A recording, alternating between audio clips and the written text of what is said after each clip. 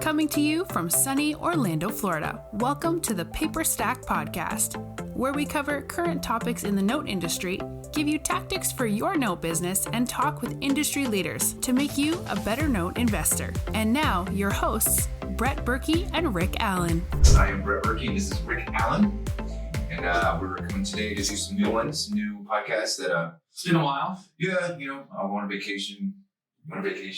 We have the holidays with Thanksgiving, so... I went to the woods. Brett went to the Bahamas. So a lot of fun. But today I got some interesting questions I'm going to pull up for us that came from a fellow user on Paperstac, and I got to sit down and chat with them and ask, what are your questions, and kind of see how they go through it. And I thought it was such good questions that I decided, we need to actually share this with everyone because other people are going to want to know these things. So sure. Let me go to them. So we're going to start with what is an appropriate bid? So the question that came from this buyer was, I'm looking at these assets and I want to make a bid, but I don't want to be insulting, and I also don't want to overbid. Or he said, what am I even supposed to do with these make an offer ones where there's no negotiated price right there? Mm-hmm. It's like you got to come up with your own offer. So he's like, what's the process of actually making an appropriate offer that's not insulting?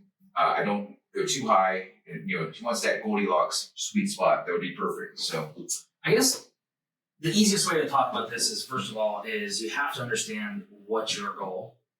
Okay. Like, do you have a target? If you have a fund, ultimately you have a target that you need to hit for your fund to pay back your investors. If you're investing with your self-directed retirement account, you have to establish, look, what's my targeted return? If you don't know that, then you don't have a baseline of what to work off of.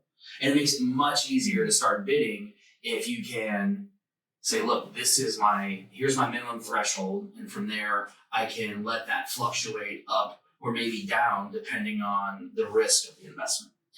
Interesting. And so you work it backwards. Like, this is my yield I want to make. This is what I'm looking to make. I'm looking to make this amount. And you have that, maybe it's 12, maybe it's 14, whatever that number is. Maybe it's 10, maybe it's 16. I don't know. Whatever that number is. Well, let's just say it's 12. We'll work off of a 12% yield. Okay. You say, look, I'm looking to invest with my self-directed retirement account. I'm looking to hit a 12. I'd be very happy with a 12 if I can get that annually, passively on a performing loan. Right? So then I'd say, okay, let's look at what the asset, at that point you have to look at what's the interest rate. You have to look at what's the balance. And then you have to look at the asset risks that it may possess, the payment history. Mm-hmm. Do they have a really consistent payment history? Do I have 5 years of payments where they're earlier on time every time? Well, that's a really non-risky investment. Right? Mm-hmm. Is there something where the house is worth, $200,000 and the balance on the loan is $125,000? Again, not a risky investment. Why? Because if you had to take it back, it's worth $200,000. There's $200,000 there. I'm not saying that you're going to be able to tap into that and get the full $200 because it may sell at auction, but at least there's motivation for the buyer to keep paying. Yes. And if they stop paying, then you can work ways in there. Like, look, I'll throw you, $5 or $10 grand, sign the house over, stuff like that. So it's a less risky investment. If it's a less risky investment and you just look at it and you say, look, this thing is a home run deal, and it's turning a 12% yield based on whatever the offer price is, you probably don't want to rock the apple cart. I wouldn't, but that because you're able to get in there and buy something that's going to meet your threshold. And maybe you see something that's like that's at an 8 or a 9% yield. Right. At that point, you can go ahead and say, are you happy with an 8 or 9? Because you can put out, in this instance, a larger chunk of money. It's not a $20,000 loan, maybe $100,000 you're putting out. But I know that I'm going to be able to have something that's fairly passive. It's not very risky investment, mm-hmm. or it's a reduced risk investment. So you're going to go ahead and say, okay, am I happy with that number? If you're not happy with an 8 and you're like, look, I really need to hit a 12, but I do a 10 because this one's such a solid asset, then just go ahead and put that in there. And whenever I'm submitting an offer, it always helps if you submit the offer and then you provide with the backstory, right? That's what, because ultimately you're selling the reason why you're giving this offer. Yeah, so I was going to say, do you want to tell the seller, hey, look, this is my offer. This is where I'm at. I'm trying to reach this yield. Exactly. And you say, look, normally I'm a 12, but because this one, they've obviously made some consistent payments, or it's in a good area, or there's a strong equity position, something along those lines, I'm putting that all in there. Say, look, you're at an 8, I'm at a 12. Let's meet in the middle at a 10. I can do this at a 10. It doesn't really meet what I'm looking for, but all things considered, I would do it because all things will balance out. And so now coming up with that price, so let's just say you need a calculator for that, or you have to. Yeah, you need a calculator. Well, I'm not Rain Man. Most people. I mean, you can do some down and dirty math quickly and get it. But whether you have a spreadsheet, financial calculator, you plug the numbers in there, and you can back into your price pretty easily.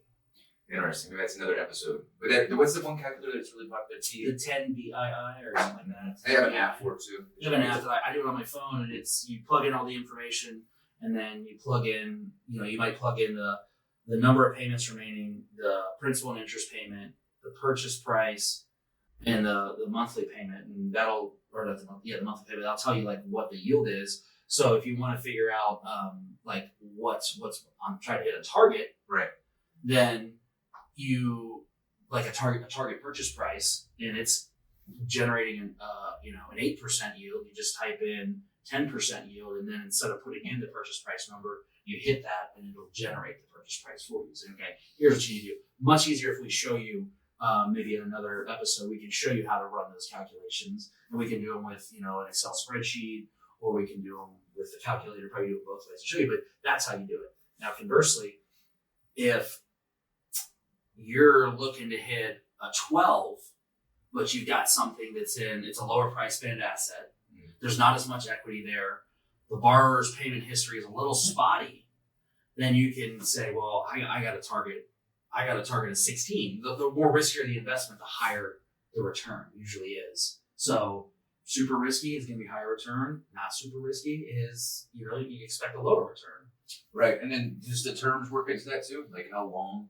Sure. Yeah, everything works into it. It's such a dynamic process to bid on an asset that you have to say, look, you have to take in as many data points as possible. Right. Because ultimately what you're trying to do is you're trying to say, look, at the end of the day, you want to say, is the risk worth the reward? Right? Mm-hmm. And that's a personal question. Mm-hmm. Like everybody's risk tolerance is different. It varies from person to person. Yeah, the next we were looking at were some houses, but most of it was land notes. And the reason why he was looking at those is because of shorter terms. They are shorter terms, usually higher interest rates. Shorter terms, lower balance. They're not as crazy. They're not like 100,000. They're like 15, 20. But the only other thing was, a lot of times the UPB to the origination price was not too far off. It's like because a lot of the people they're buying land, originating, and they're putting them back in there. They're putting them for sale immediately, right. So they can recoup their cash and go do it again. Meaning they didn't have a down payment a lot of times. So a lot of times listen, that's what I would call a more risky investment. Yeah. Is when there's little to no down payment and no seasoning. It's a riskier investment. Yeah.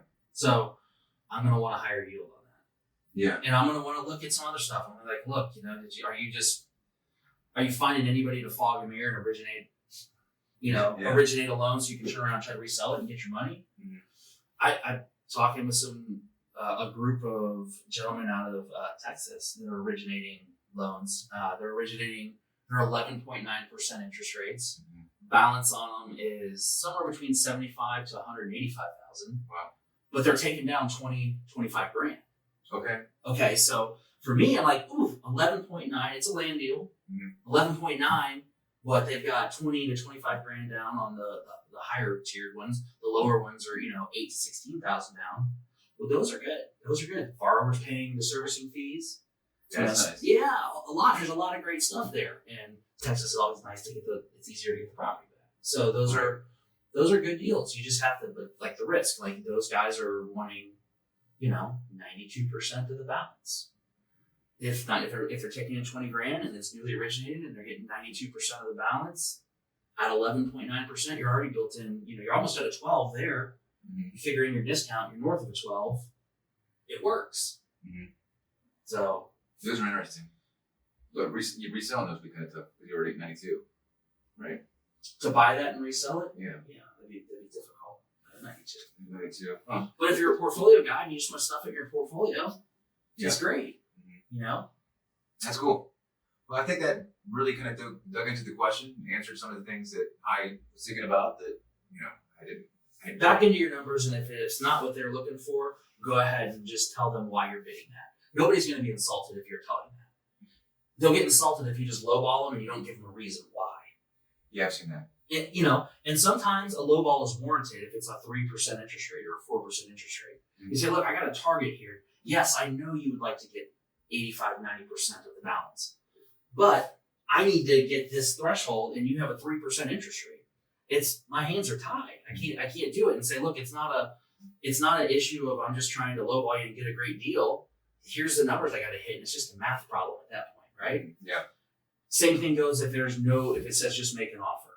Yeah, the make an offer ones are the ones that. Those are tough, but at the end of the day, it doesn't really matter because if you back into the numbers the way we just talked about, so you're looking at that point, you don't have a purchase price to go off of. You're just saying, what's my target yield? Mm-hmm. What are the factors? What's all the data points? Mm-hmm. And where is that leading me? Is it risky? Is it non-risky?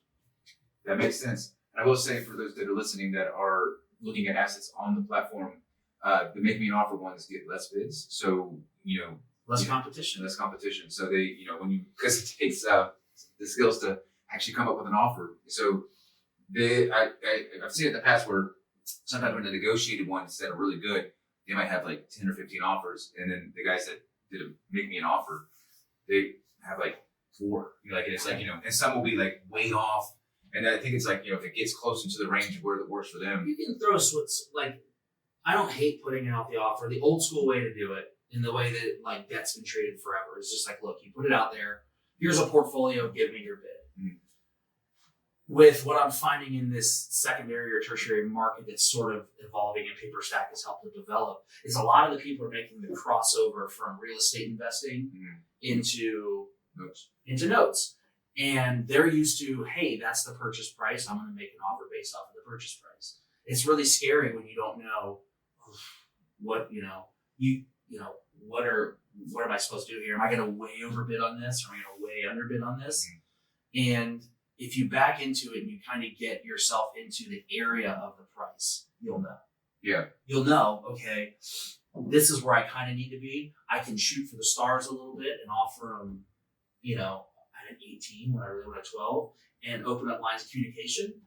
But, if you're going to make an offer, always just open up lines of communication, talk. Yeah. It's so much easier to communicate. Make the phone call through the platform. Get them on the phone. Yeah. Feel them out. Yeah, that makes total sense. They're selling it for a reason. They're motivated to sell it. So somewhere in there, there's a high probability that there's a number that will meet. Because if you've got all of these loans that you're trying to sell, you kind of know where they're going to sell for. You have an idea. Mm-hmm. And if you've got a lot of them you're selling, then you've been doing this for a while. So you know what's going on. So that's what I would say. Start with know your own baseline, and then you can work from there. It becomes much easier to bid if you just know your own baseline and what you're happy to. One more thing I will say is if you do buy something from somebody, I'm a firm believer in you don't count another person's dollars. If I'm happy and I got a 14 and I find out they just made, a pile of money on me for selling something, whatever. I'm happy. I should be happy, right? Yeah. If you find out somebody went out and marketed for deals, got a deal, they got a really good price, and they turn around and they sell it to you, and you're happy with the price, and you come to find out later that they made, a 70% return for, 60 days worth of work or 30 days worth of work, whatever, you're happy with the price you got.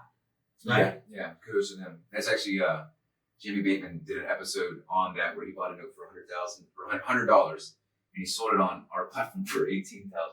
It happens all the time, but you don't know what he did in the middle there. He said he had to hold it for 2 years. He held it for 2 years. He probably had to do work, restructuring. Yeah. It was a risky investment. Anytime you're buying $100, it's a risky investment. Right.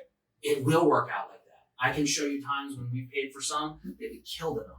And then other times that it came back. It all works out.